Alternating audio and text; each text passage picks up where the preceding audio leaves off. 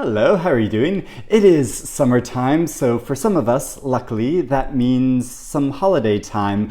I'm hoping to take off a week or so in July or maybe August. It's getting very hot now in London. My garden is looking very sunny out there, so I hope to spend some good quality time in my garden shed, or as I like to call it, my garden studio out there, just reading and enjoying all of the plants and flowers around me while reading some books. So I've made a TBR pile to read specifically over these few months. I was just talking about with somebody in the comments recently how it seems like we get books sometimes which we are so excited to read that we're really anticipating them, and then they just sit on our shelves for ages and ages. So I find it really useful to make a to-be-read pile every once in a while, and I think it's fun to design this around a season. So some of these books, they're either set in summertime, they have summer in the title, they have very bright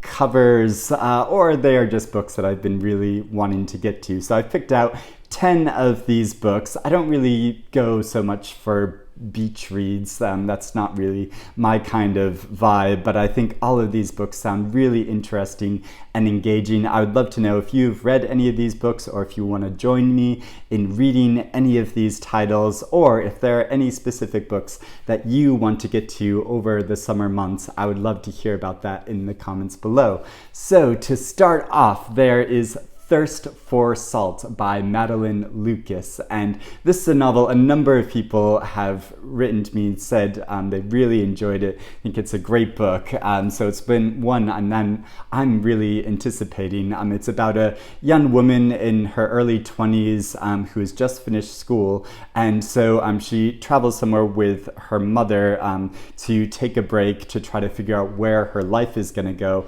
There she meets a much older man who she has an affair with, and so it's charting that time, but also a period in the future when she's looking back on this period of time and reassessing her relationship. I think that sounds so good, and it is set during summertime, so it seems like the perfect read. Summer is also the time for flies, so I'm trying to battle this fly that is going around while I'm trying to talk about these books. Next up is Last Summer on State Street by Toya Wolfe.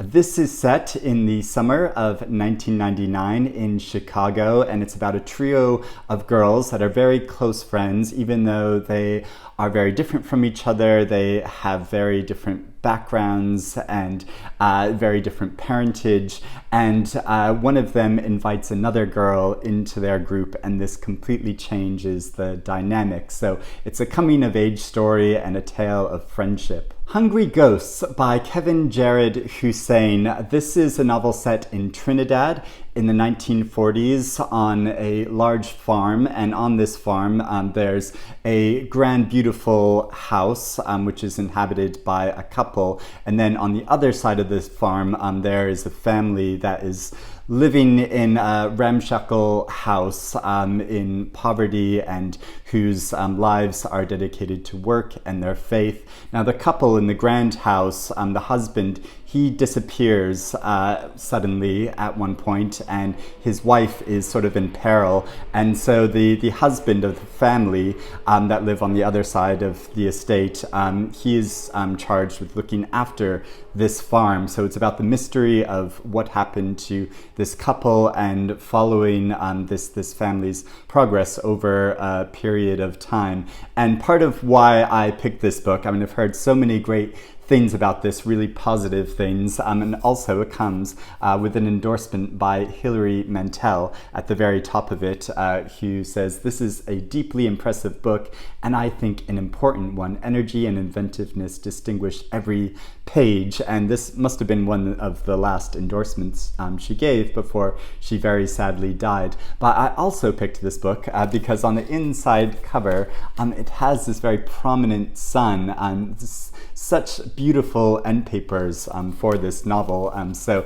yeah, really looking forward to this. Western Lane by Chetna Maroo. This is a coming of age story about an adolescent girl that has a special talent for playing squash, and her father tries to foster her talent and her ability. She meets another very talented boy, so it follows her coming of age story. And I love stories about young people and ambition and how they grapple with that while trying to grow up. And also on the inside of this, it's very sunny and bright colors. A Brief History of Living Forever by Jaroslav Kalfar. This is a novel about a mother and daughter story about a mother who had to give up her child when she was born, and that child went to America. The mother lives in the Czech Republic. And then much later in her life, the mother is dying from a terminal illness. So she wants to reconnect with her daughter, who has since become a scientist that is working on this experimental treatment to extend people's lives indefinitely. Now, I've read a novel by this author before called Spacemen of Bohemia that I really loved, and that's really creative. Also, love his author photo on the back. He's very easy on the eyes. So I've been really looking forward to reading this novel. Next is a recently reprinted classic dystopian novel called Termush or Termush. I'm not really sure how you pronounce it, by Sven Holm. This was first published in 1967, and it's a story of a group of people that saw that the world was in a disastrous state, and there was going to be a big apocalypse. So they bought into this scheme to ensure that they would be protected and safe after a big apocalypse occurs. And one does occur. There's a big nuclear explosion, as obviously people in the 60s were very paranoid about this at the time, and obviously it's still a concern today. And so yes, this occurs in this future set novel, and this group of people do form a community and a city that is protected, but then it all starts falling apart. So it's following these people in this luxury situation, which is fast deteriorating in this world, which has been completely destroyed. So yeah, not the brightest read, but I really enjoy dystopian fiction, and I never heard of this before. Faber have been bringing out a lot of these kind of like lost classics again, which I think is so interesting. Now, from the projected future to the distant past, with this novel called The Mirror of Simple Souls by Aline. This is set in the 1300s in Paris, when religious repression is on the rise, and social conditions are becoming very tense, but there's a commune of women that live have a kind of separate community from the larger society, which they've been able to create and live more in harmony. But one day, a young adolescent redheaded girl enters into this community alongside a very sinister monk, and things change from there, and a series of dramatic events occur. And I love getting lost in historical fiction in the summertime, so I'm really looking forward to reading this novel. Next is not a novel, but a collection of novellas and stories and so-called fragments, which is Butter by Gayl Jones. I love how bright this cover is, and on the insides as well. So I also like to read some short stories, or maybe even a novella in the morning. If I wake up early enough, maybe I'll be able to get through a whole novella. Now, these stories and novellas, they're about a whole range of subjects and characters. Some are set in America, some are set in Europe, some are in the present, some are in the past. And I'm really curious about these fragments and how they might come together as sort of stories of their own, or are they more like potential stories? Because Gayl Jones is an author that must be quite old now. She's been working for a really long time. She wrote this classic novel called Corregidora, which I adored, and also her novel Palmares, which came out 2 or 3 years ago, I thought was so powerful and inventive. She has such a strong voice to her writing. She was kind of discovered by Toni Morrison way back decades ago, when Toni Morrison was working for a publisher and brought Gayl Jones out, and was obviously very influenced by her writing as well. So yeah, such an interesting writer. I'd also like to read some more nonfiction, and a while ago I bought this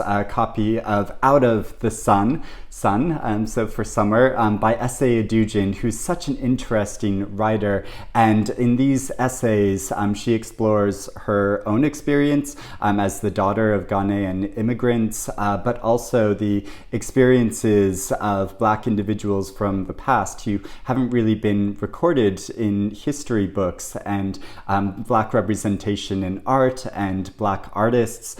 So there are some illustrations in this, and yeah, I've just heard really good things about this collection. So yeah, I'm looking forward to reading through these essays. And Esi Edugyan is also a judge for this year's Booker Prize. Now, if you've not read her novel, which was shortlisted for the Booker Prize in the past, Washington Black, I would also really highly recommend this story, which is such a creatively told adventure story about a Black scientist from a long time ago. It's a historical novel, and his journeys over the world. Such a wonderful book and novel, and also I love the inside covers of this. And finally, there is the nonfiction book Goshawk Summer by James Aldred, which is a memoir about his time in the summer of 2020, so during the pandemic, when he was commissioned to go into the New Forest in England and set himself up to observe goshawks over a period of time. So it's his reflections on his observations of them and his time there, but also meditating on about so many more things to do with life and nature. And this won the Wainwright Prize, which is a book award for nature writing, last year, and I've been meaning to get to it and heard such great things about it. So yeah, I think this will be a wonderful read, especially to do outside, actually in nature, or as much in nature as you can get here in the city. I also have a big beautiful park near me, so maybe I'll do some reading there as well, but in the shade, definitely in the shade. I'm not a sit in the sun and read sort of person, because then I just get sweaty, I can't concentrate. So yeah, this is my TBR pile for the summer. Like I said, I'd love it if you joined me along in reading some or all of these books over the next few months, and if you have read any of them, I would love to know what you think about them, or if you have any specific reading plans over the summer months. But thank you for watching this. I hope you're doing well and staying in the shade, staying hydrated, and enjoy your summertime. And I will speak to you again soon. Bye-bye.